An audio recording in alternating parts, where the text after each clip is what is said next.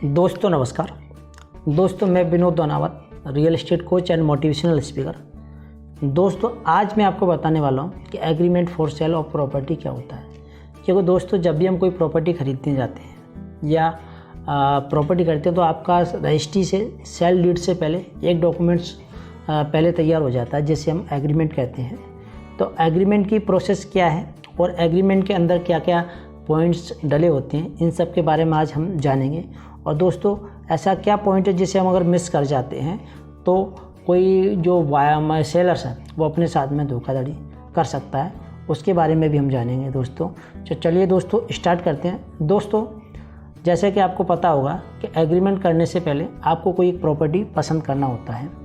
तो जब भी जहाँ पे भी आप जिस भी सेलर से आप किसी बिल्डर से प्रॉपर्टी लेते हैं या किसी इंडिविजुअल ओनर से प्रॉपर्टी लेते हैं तो आपके और उनके बीच में एक प्राइस डिसाइड होता है। जैसे मान के चलिए उदाहरण के तौर पे ले लें कि कोई 40 लाख की प्रॉपर्टी है, तो आप ऐसे किसी बिल्डर से प्रॉपर्टी खरीद रहे हैं तो आप उसको 40 लाख रुपए शुरुआत में नहीं देते हैं। आप 40 लाख का 10% उनके लिए एक बुकिंग अमाउंट देते हैं जिसे अपन एग्रीड प्राइस कहते हैं। तो ये एक अमाउंट आप देते हो और इस अमाउंट के देने के बाद में आप एग्रीमेंट करते हो उसके साथ में।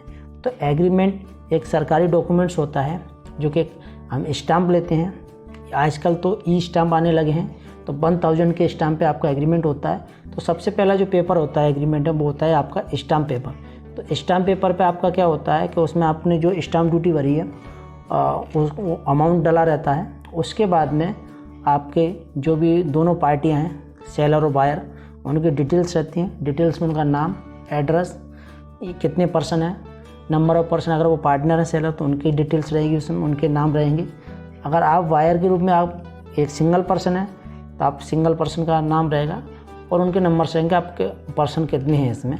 ये आपकी इतनी जानकारी आपकी स्टाम्प पेपर पर रहती है। उसके बाद में अंदर आपका जो भी आपके बीच में जो प्राइस होता है तो वो अमाउंट सारे उसमें डले रहते हैं। जैसे कि आपका सेल प्राइस कितना हो गया, 40 लाख, 40 लाख रुपये हो गया।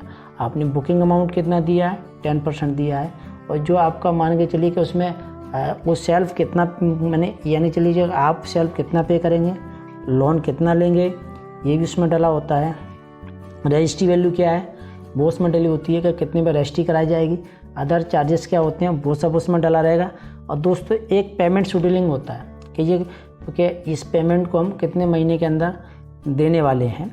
2 से 3 महीने का रेडी टू मूव प्रॉपर्टी है तो ये सारा पेमेंट हमें सेलर्स के यहाँ पे 2 से 3 महीने के अंदर देना होता है दोस्तों।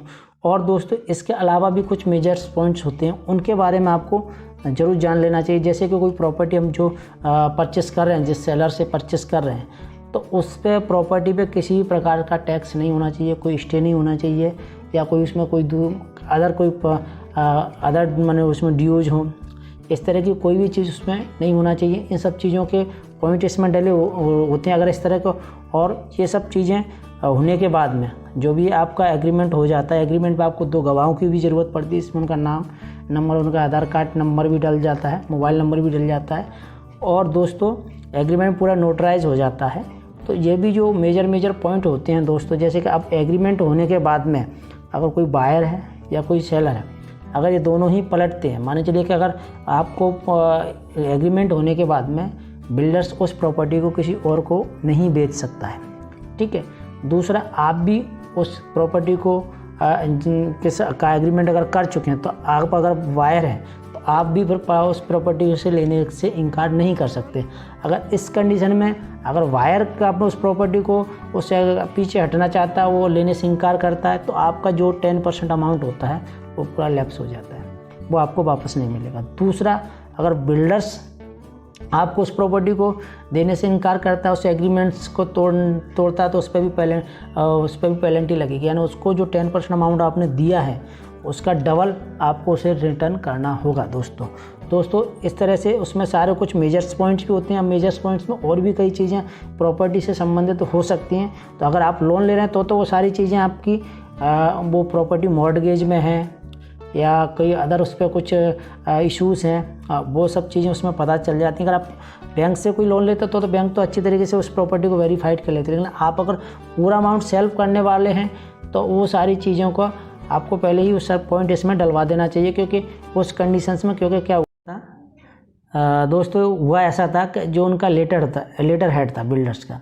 उस पर उन्होंने एग्रीमेंट कर लिया, उसको नोटराइज नहीं कराया, उस पर कोई स्टाम्प भी नहीं लगाया, सिर्फ एक ट्रस्ट के विश्वास के बेसिस पे वो उन्होंने एग्रीमेंट कर लिया। तो बाद में जाके वो उनका एग्रीमेंट मान्य ही नहीं हुआ, क्योंकि वही सरकारी कागज़ पर एग्रीमेंट था ही नहीं, आपका स्टाम्प पे एग्रीमेंट नहीं था। तो दोस्तों कभी भी ये गलती ना करें। आप जब भी एग्रीमेंट कराने जाओ, आप 1000 के ई स्टाम्प निकलवा के उससे एक सरकार का एग्रीमेंट करें, उसको नोटराइज जरूर करवा लें दोस्तों, क्योंकि नोटराइज नहीं होगा तो वो आपका एग्रीमेंट मान्य नहीं होता है। कभी कभार बिल्डर्स कस्टमर के को अगर कम जानकारी तो ऐसा कर लेते हैं कि आपको अपने ही लेटर हेड पे एग्रीमेंट करके और सारे पॉइंट्स डाल के आपके और उनके साइन कर लेते हैं और अपनी सील लगा के आपको दे देते हैं, लेकिन इस तरह के एग्रीमेंट मान्य नहीं होते हैं दोस्तों। तो दोस्तों आशा करूँगा कि एग्रीमेंट के बारे में जो जानकारी मैंने आपको दी है आपको काम आएगी दोस्तों। तो थैंक यू दोस्तों आप लोगों का मुझे बहुत प्यार मिल रहा है, आप लोग मुझे मोटिवेशन दे रहे हैं आगे और वीडियो बनाने के लिए दोस्तों, और भी मैं डिटेलिंग में हर चीज़ पे आपको वीडियो लेके आता रहूँगा। तो दोस्तों मेरे चैनल को आप सब्सक्राइब करें, लाइक करें और शेयर करें, इसलिए ताकि मुझे और आपका मोटिवेशन मिलता रहेगा और आपको और अच्छी जानकारी वाली वीडियो बनाने के लिए। थैंक यू, धन्यवाद।